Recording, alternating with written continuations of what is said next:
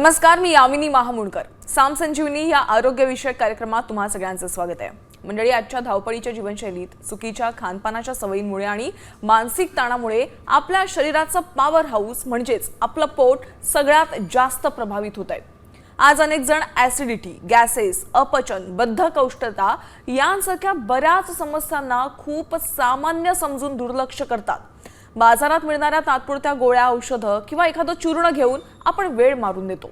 पण तुम्हाला माहित आहे का, आयुर्वेदानुसार जर तुमचं पोट साफ नसेल किंवा पचनक्रिया नीट नसेल तर शरीरात आम तयार होतो आणि हाच आम पुढे जाऊन डायबिटीज, सांधेदुखी, त्वचेचे विकार आणि अगदी मानसिक आरोग्याच्या समस्यांनाही जन्म देतो. म्हणजेच निरोगी आरोग्याची सुरुवात ही अगदी पोटापासूनच होते.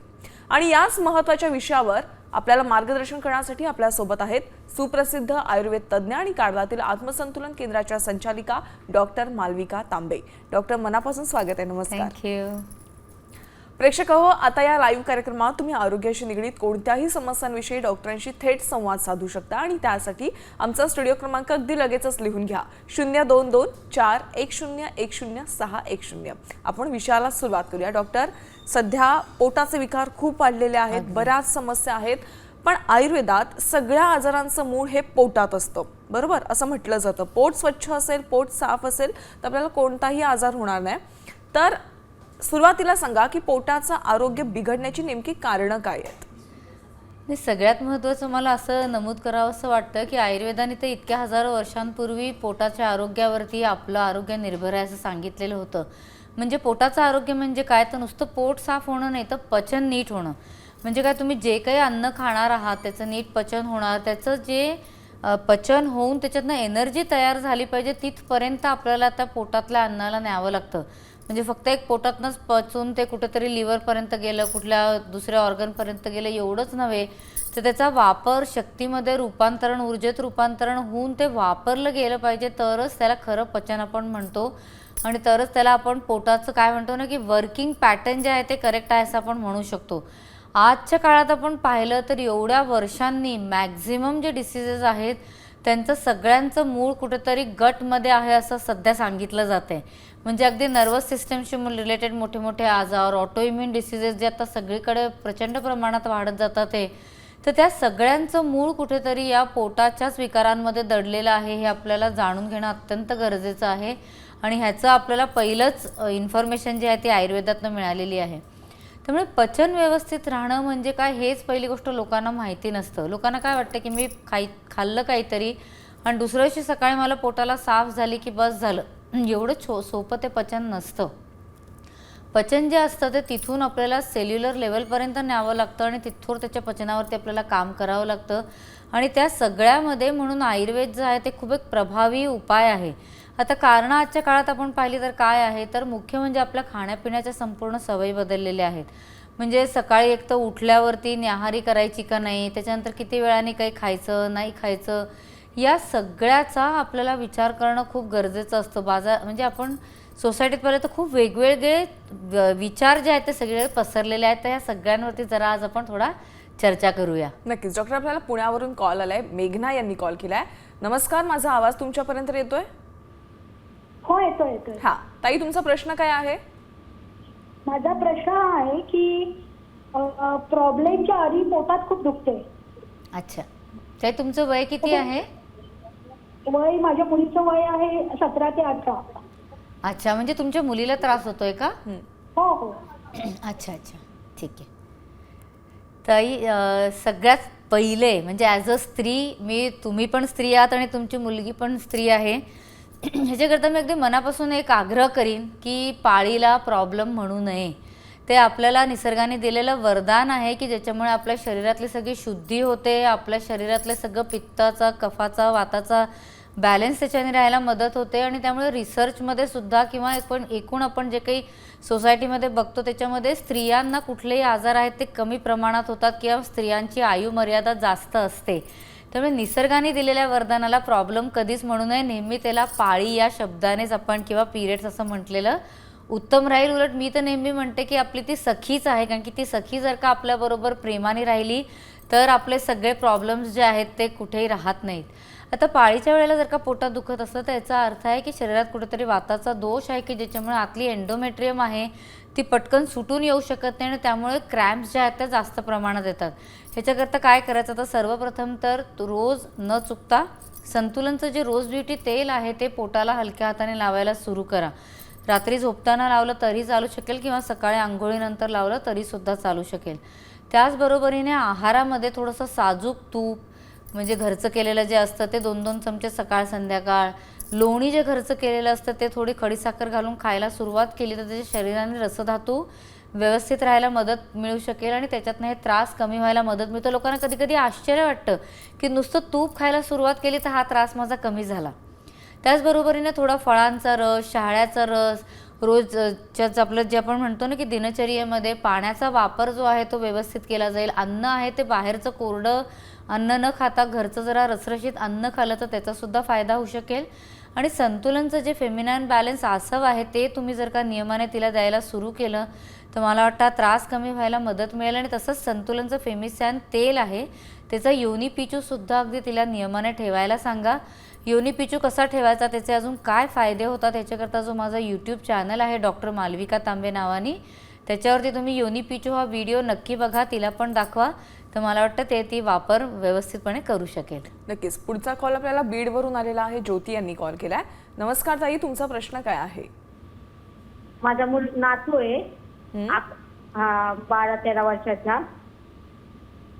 तो म्हणजे व्यवस्थित जेवण करत नाही, ते सारखं पोट दुखतं. हो बरं. ताई अजून काही त्रास होतो का, जसं वजन कमी होणं किंवा केस गळणं वगैरे अशा प्रकारचं काही? त्याचं ना सारखं पोट दुखतं थोड्या दिवसांनी. बरं ठीक आहे. बऱ्याचशा मुलांना या वयामध्ये म्हणजे कृमींचा त्रास असतो आणि तो कोणाच्या लक्षात येत नाही आणि त्याच्यामुळे सुद्धा हे पोटात दुखणं मध्ये चालू राहतं. अपचन होण्यासारखं जर का कुठलं अन्न खाल्लं गेलं तर त्याच्यातनं मग हे पोट दुखण्याचे त्रास होतात. आता तरी माझा सल्ला असा राहील की त्यांना अगदी रोज न चुकता संतुलन अभ्यंग सेसमीसारखं जे तेल आहे ते नियमाने पोटाला लावायला सुरू करा. त्याच्याने पचनसुद्धा सुधारेल आणि पोटात जर का गॅसेस वगैरे काही तयार होत असतील अपचनामुळे तर ते सुद्धा त्याच्याने कमी व्हायला मदत मिळू शकेल. तसंच सकाळ संध्याकाळ संतुलनचं बाल हर्बल सिरप म्हणून असतं ते 2-2 चमचे देणं आणि त्याचबरोबरीने संतुलनचं सॅन अग्नी म्हणून सिरप आहे तेही त्याला 2-2 चमचे द्यायला तुम्ही सुरू करा. याच्याने त्याचं पचन जे आहे ते सुधारायला त्याला मदत मिळेल. खाल्लेलं अन्न जे आहे ते बऱ्याचदा येतं पोटामध्ये राहून नुसतं सडतं, त्याच्यामुळे सुद्धा फर्मेंटेशनमुळे सुद्धा अशा प्रकारे पोट दुखण्याचा आपल्याला त्रास होताना दिसू शकतो. आणि दर 2 महिन्यांनी म्हणजे प्रत्येक मुलांनाच मी सांगेन ज्यांचे आई वडील आत्ता बघत असतील प्रोग्राम की त्यांना दर 2 महिन्यांनी 1 महिना तरी संतुलनसारख्या कंपनीचं विडंगारिष्ट जे आहे ते तुम्ही नियमाने द्यायला सुरू करा. मुलांचं बऱ्याचदा स्वच्छतेकडे लक्ष नसतं, काहीतरी चुकीचं बाहेर खाल्लं जातं, एका दुसऱ्याचा टिफिन शेअर होतो वगैरे, तर अशा सगळ्यांमुळे ते कृमीचा त्रास जो आहे तो कमी ठेवायचा असेल तर त्याच्याकरता आपल्याला विडंगारिष्टाची खूप चांगली मदत होते. गरज वाटल्यास इव्हन तुम्ही डॉक्टरांच्या सल्ल्याने कुठलं दुसरं औषध घ्यायचं असेल तर ते सुद्धा तुम्ही नक्की घेऊ शकता. खाण्यामध्ये त्याच्या नक्की कुठेतरी व्यवस्थित जे आपण म्हणतो ना की दूध तूप हे जाऊ शकेल त्याची नक्की काळजी घ्या. ह्याच्याने वातसुद्धा कमी होतो आणि त्याचबरोबरीने आतमध्ये सगळं लुब्रिकेशन व्यवस्थित राहिलं तर पोटसुद्धा साफ व्हायला मदत मिळू शकते. आपल्याला जळगाववरून मॅम पुढील कॉल आलेला आहे. कैलास यांनी कॉल केलाय. सर नमस्कार. नमस्कार मॅडम. हा सर बोला. माझं जेवल्यानंतर आहे ना पोटच दुखतं घडघडे. मी फिरायला पण जातो पण पोट साफ होत नाही, खूप त्रास होतो मला. ओके. आणि सर तुमचं वय किती आहे आणि व्हेज नॉन व्हेज? 64 वय आहे मॅडम. किती सॉरी? 64 वर्ष वय आहे. आणि असं काही तुम्हाला जाणवतं का नॉनव्हेज खाल्ल्यावरती जास्त त्रास होतो का? तुम्ही प्युअर व्हेजिटेरियन आहात? मी महिन्यातून एखादी वेळेस खातो, जास्त नाही. ते मला आवडत नाही. अच्छा बरं ठीक आहे. आता जर का जेवल्या लगेच त्रास होत असला किंवा पोटात जास्त दुखत असलं तर कदाचित आपल्याला अल्सर वगैरे सारखा सुद्धा त्रास असू शकेल, तर त्याची व्यवस्थित तपासणी करणं अत्यंत गरजेचं आहे. पण आता तरी सर मी तुम्हाला असं सांगेन की जेवण झाल्यानंतर लगेचच संतुलनचं सॅनकुल चूर्ण म्हणून आहे ते तुम्ही 1 चमचा लगेचच घ्यायला सुरू करा. ह्याच्याने पोटाच्या आतमधलं जे काही अपचनाचा त्रास असेल, ॲसिडिटी आतमध्ये वाढत असेल तर ती सगळी लगेचच कमी व्हायला मदत मिळते आणि तसंच पोटसुद्धा तुमचं साफ व्हायला मदत मिळेल. तर सकाळी लंचच्या नंतर आणि रात्री डिनरच्या नंतर 1-1 चमचा तरी ही पावडर तुम्ही नियमाने घ्यायला सुरू करा. तसंच बरोबरीने संतुलनच्या ज्या पित्तशांती म्हणून गोळ्या आहेत त्याही तुम्ही घ्यायला सुरू केल्यात तर त्याचाही तुम्हाला फायदा मिळू शकेल. कारण की पित्तशांती जी आहे ती शरीरामध्ये चुकीचं पित्त जे साठत असतं, ज्याच्यातनं अपचनाचा किंवा आतमध्ये म्युकस मेम्ब्रेन जी आहे तिला जी काही जळजळ होते त्याच्यामुळे सुद्धा क्रॅम्प्स वगैरे जाणवतात, ते सगळं कमी व्हायला आपल्याला पित्तशांतीसारख्या गोळ्यांनी मदत मिळू शकते. तर ते सुद्धा तुम्ही नक्की करावं. आणि ज्या दिवशी पण तुम्ही नॉनव्हेज खाल त्याच्यानंतर संतुलनचं अविपत्तीकर म्हणून चूर्ण आहे ते सुद्धा तुम्ही त्या दिवशी नक्की घ्या. किंवा काही सपोज तळलेलं काही खाण्यामध्ये आलं किंवा काही खूप तिखट गोष्टी खाण्यामध्ये आल्या तर अशा वेळेला अविपत्तीकराचा फायदा लगेचच होतो. तर तेही तुम्ही SOS दृष्टीने पण म्हणतो ना की गरज पडेल तेव्हा अशा दृष्टीने नक्की घरी ठेवा. मला वाटतं एवढं सगळं तुम्ही केलं तर नक्कीच तुम्हाला त्याचा फायदा मिळू शकेल. आणि मगाशी अजून एका कॉलमध्ये मी असं सांगितलं होतं तसं संतुलनचं जे रोज ब्युटी तेल आहे ते तुम्ही पोटाला लावायला सुरू करा, तर त्याचाही तुम्हाला फायदा जो आहे तो नक्की मिळू शकेल. आणि या सगळ्या उपायांनी जर का हा त्रास नाही तुमचा कमी झाला तर नक्कीच तज्ज्ञांचा सल्ला प्रत्यक्ष घ्या तुम्ही. कारण की बऱ्याचशा अशा गोष्टी असतात की ज्या नाडी परिषदातून आपल्याला कळू शकतात आणि त्याच्या दृष्टीने आपल्याला औषधोपचार जो आहे तो करणं जास्त इझी पडतं. डॉक्टर, छत्रपती संभाजीनगरवरून आपल्याला कॉल आलेला आहे. अर्जुन यांनी कॉल केलाय. सर नमस्कार, तुमचा प्रश्न काय आहे? मला ऍसिडिटी होती वारंवार 2-3 दिवसाच्या याच्यामध्ये. सॉरी सर, ऐकू नाही आलं स्पष्ट, काय म्हणालात? मला ऍसिडिटी होती म्हटलं 2-4 दिवसाच्या आड. काय होते नाही कळते, क्लिअर आवाज येत नाही. ऍसिडिटी होते त्यांना. ऍसिडिटी होते. ओके ओके, अच्छा. दर 2-3 दिवसांनी होते. हा हा. अच्छा, आणि काय होतं मग एक्झॅक्टली त्या ऍसिडिटी मध्ये सर तुम्हाला? मला फक्त म्हणजे माझं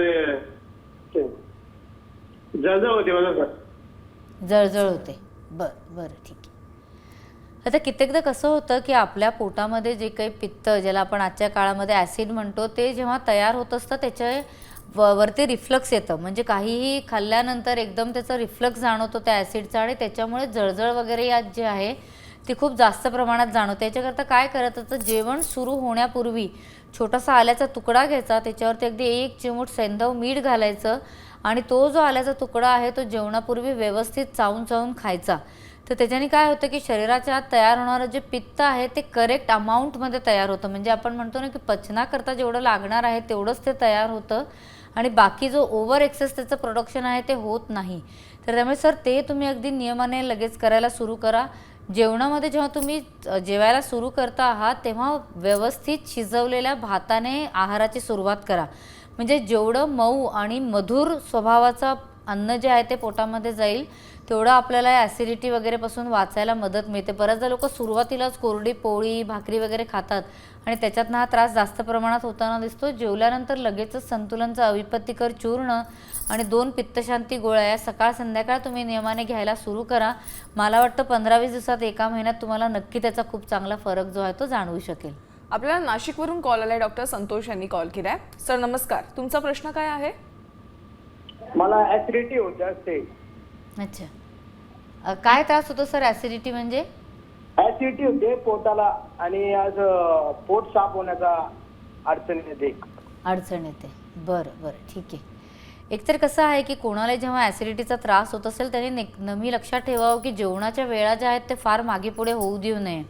जमत असलं तर रोज सकाळी उठल्यावरती वेलचीचं पाणी किंवा शोपेचं पाणी करावं.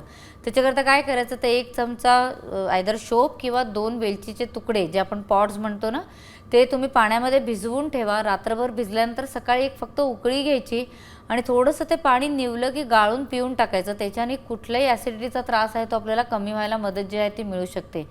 जेवणापूर्वी मगाशी सांगितलं तसं छोटासा आल्याचा तुकडा घ्या आणि तो तुम्ही चावून खा. आणि जेवल्यानंतर संतुलनचं जे सॅनकुल चूर्ण आहे ते तुम्ही जर का नियमाने घ्यायला सुरू केलं तर त्याच्याने तुमचं सर पोटही साफ व्हायला तुम्हाला मदत मिळू शकेल आणि तसंच तुमची ॲसिडिटी वगैरे जी तयार होती पोटामध्ये ती सुद्धा तुम्हाला कमी व्हायला मदत जी आहे ती मिळू शकेल. बऱ्याच जणांची समस्या एकच आहे ॲसिडिटीची. हो. ॲसिडिटी झाली किंवा गॅस झाल्यावर अनेक जण काय करतात, स्वतः मेडिकलला जातात, एखादी तात्पुरती पेनकिलर घेऊन येतात, गोळ्या घेऊन येतात आणि त्याच्याने ते थोडा वेळ त्यांना दिलासा मिळतो पण नेक्स्ट डे पुन्हा तो त्रास होतो. तर अगदी मुळापासून ॲसिडिटीचा त्रास त्यांना घालवायचा असेल तर काय करायचं? एक लक्षात ठेवायला पाहिजे की शरीर जेव्हाही कुठलेही सिम्पटम देतं ते आतमधल्या कुठल्या तरी मोठ्या त्रासाची लक्षणं असतात आणि इट्स आपण म्हणतो ना क्राय फॉर हेल्प की बाबा काहीतरी मला मदत करा. त्यामुळे नुसते तात्पुरते उपाय करून चालत नाही.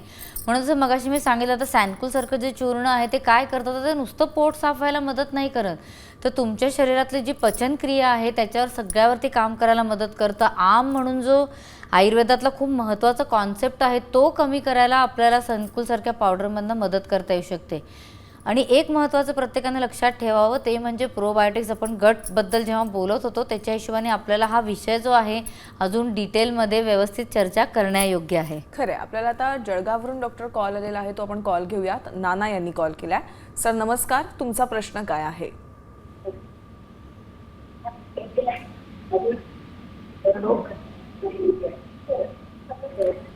सर टीव्हीचा आवाज तुमचा कमी करा आणि थेट मला फोनवरून तुम्ही क्वेश्चन विचारा तुमचा.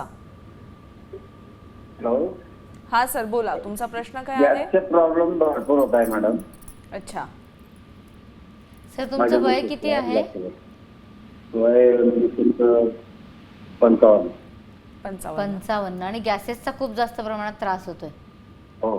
ओके, ढेकर येतात का? गॅस पास पण होतो का फक्त पोटात जाणवतो? हा. नाही तर ऐकू नाही गेलं. एक मिनिट. हां,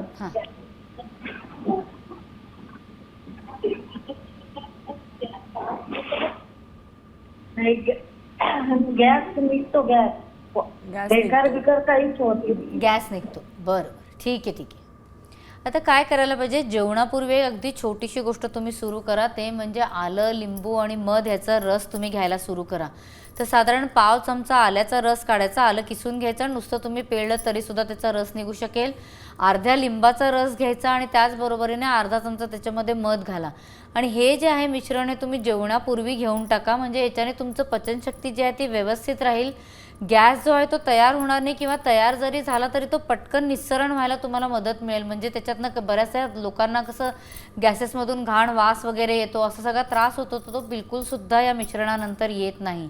तसंच तुम्हाला जमत असलं तर जेवणामध्ये हिंगवाष्टक म्हणून जो चूर्ण असतं तर ते सुद्धा तुम्ही अधूनमधून घेतलं तर त्याचाही फायदा होऊ शकेल. त्याला घेण्याची पद्धत अगदी सोपी असते. छोटासा भाताचा घास घ्यायचा, त्याच्यामध्ये ते हिंगवाष्टक चूर्ण घालायचं आणि त्याच्यावरती 1 चमचा तूप घालायचं, तर त्याच्याने सुद्धा फायदा तुम्हाला होऊ शकेल. बरं, तुम्ही प्रवासात आहात, काहीतरी बाहेरचं खाण्यात आलं आहे आणि हे सगळं करणं तुम्हाला शक्य नाही आहे, तर अशा वेळेला जी संतुलनची अन्नयोग गोळी आहे ती तुम्ही नियमाने घ्यायला सुरू करा. जेवणाचा शेवटला घास म्हणून ही जर का गोळी घेतली गेली तर त्याचा आपल्याला सगळ्यात जास्ती फायदा होतो. ही गोळी तुम्ही काही दिवस नियमाने घ्या, बघा तुमचा हा जो गॅसेसचा त्रास आहे तो तुम्हाला लगेचच कमी व्हायला मदत मिळू शकेल. हा डॉक्टर, आपल्याला साताऱ्यावरून कॉल आलेला आहे. अमित शंकर यांनी कॉल केलाय. सर नमस्कार, तुमचा प्रश्न काय आहे? अमित सर, माझा आवाज तुमच्यापर्यंत येतोय? हा, येतो मॅडम. हा सर, तुमचा प्रश्न काय आहे? प्रश्न पोटामध्ये जाम दुखतंय थोडं. अच्छा, हा. किती दिवस झाले दुखतंय सर? आता 8 दिवस झाले. 8 दिवस झाले. नाही का स्पेसिफिक जागीच दुखतंय का? म्हणजे एका निश्चित नाही, ठिकाणीच नाही, दुखतंय खाली का? होतं दुखणं तो. फिरतंय? पोट मग खाली होत नाही, साफ होत नाहीये. साफ होत नाहीये. बरं, ठीक आहे. अरे कसं आहे की एक गोष्ट नेहमी लक्षात घ्या, जेव्हा आपण जाम दुखतंय शब्द वापरतोय म्हणजे जर का त्याला ॲक्यूट पेन आपण म्हणतो आणि सडनली सुरू झालेलं असेल तर कुठल्याही पोटाच्या दुखण्याकडे दुर्लक्ष करू नये.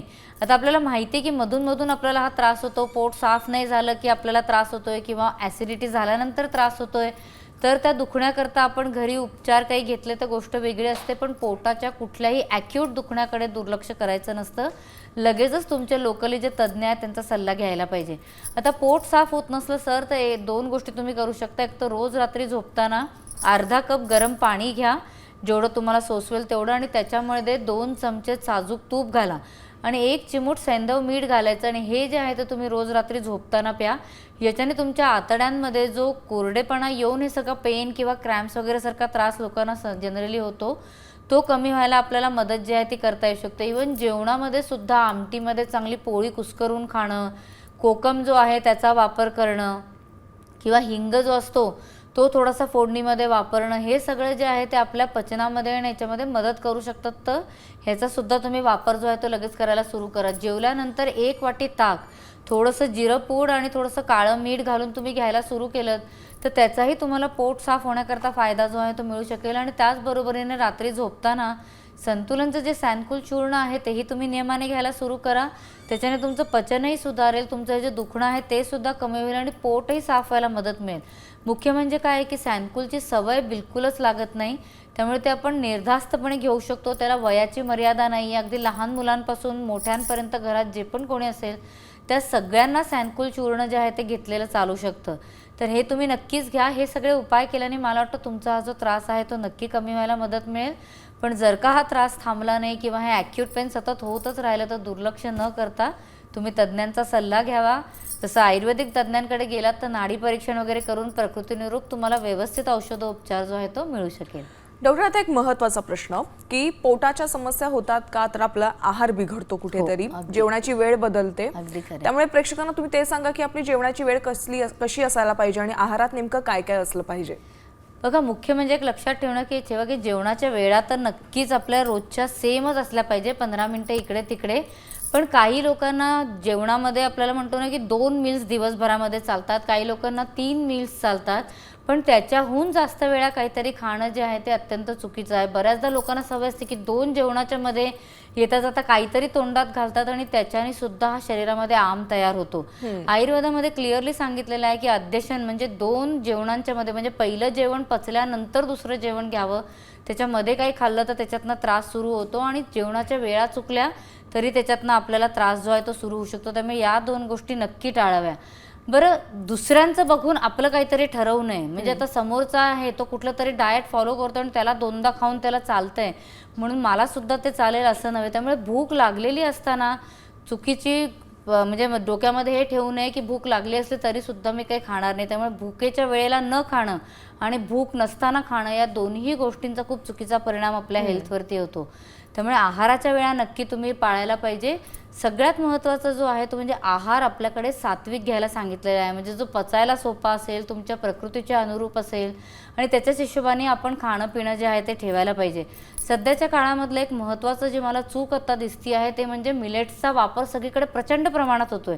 मिलेट्स वाईट आहेत का तर मिलेट्स वाईट बिलकुल नाही. आपल्याला ताकद देतात का तर नक्की देतात.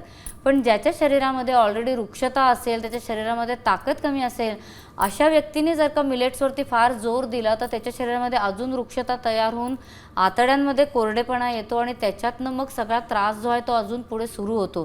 कारण की आतडे जर का आपले मऊ नसले तर त्याच्यातनं आपलं ॲब्झॉर्प्शन वगैरे जे आहे किंवा पचन आहे ते व्यवस्थित होऊ शकत नाही, पोट साफ होऊ शकत नाही. तर अशा प्रकारचे बरेचसे त्रास आपल्याला सध्याचे जे बाहेर फॅड डाएट चाललेले आहेत त्याच्यातनं आपल्याला दिसतात आहेत. त्यामुळे आपल्याला निसर्गाने दिलेल्या खूप सगळ्या गोष्टी आहेत, त्याच्यातनं कुठल्या आपल्याला व्यवस्थित पचतात आहे, कुठल्या गोष्टीने आपल्याला त्रास होत नाही आहे, या सगळ्याचा विचार करणं आपल्याला अत्यंत आवश्यक आहे. आणि सात्विक आहारामध्ये सगळ्यात जास्त महत्त्व असतं ते म्हणजे दुधाला, तुपाला आणि ताकाला. या तिन्ही गोष्टी सध्या आपल्या किचनमधनं बाहेर गेलेल्या आहेत. दूध सध्या कोणाच्या घरात येत नाही, आलं तरी चांगल्या प्रतीचं नसतं. तूप तर सगळे विसरलेलेच आहेत आणि ताकसुद्धा करायचं म्हटलं तर दही लावायला वेळ कोणाला नाही आहे. तर बाजारातनं खोटं मिळणारं ताक बरीच लोक अगदी आनंदाने पितात. तर ताक म्हणजे जे आहे ते प्रोबायोटिक असतं, त्याच्यामध्ये आपल्याला मदत करणारे जीवाणू असतात आणि ते बॅक्टेरियाज आपल्याला पचन करण्यामध्ये मदत करू शकतात. आणि त्याच्यामुळे आपल्याला या तिन्ही गोष्टी ज्या आहेत आपल्या भारतीय पारंपरिक जे आपलं किचन आहे त्याच्यामध्ये या तिन्ही गोष्टी वापरल्या जायच्या त्या आपल्याला परत आणणं अत्यंत गरजेचं आहे. तर ही सगळी काळजी आपण जर का घेतली तर मला वाटतं पचनही सुधारेल, आमसुद्धा कमी व्हायला मदत मिळेल आणि पोटाशी संबंधित जे सामान्य विकार ज्याच्याबद्दल आपण आज सगळं बोललो ते सगळे सुद्धा कमी व्हायला मदत जी आहे ती आपल्याला करता येऊ शकेल. नक्कीच आज तुम्ही इथे आलात डॉक्टर आणि पोटाच्या समस्येपासून दूर कसं राहायचं आणि दीर्घायुष्यासाठी जो सुवर्ण मंत्र तुम्ही आज दिला त्याबद्दल तुमचे आभार. धन्यवाद. मलाही आनंद आहे. साम संजीवनीमध्ये वेळ झाली आज इथेच थांबण्याची. नमस्कार.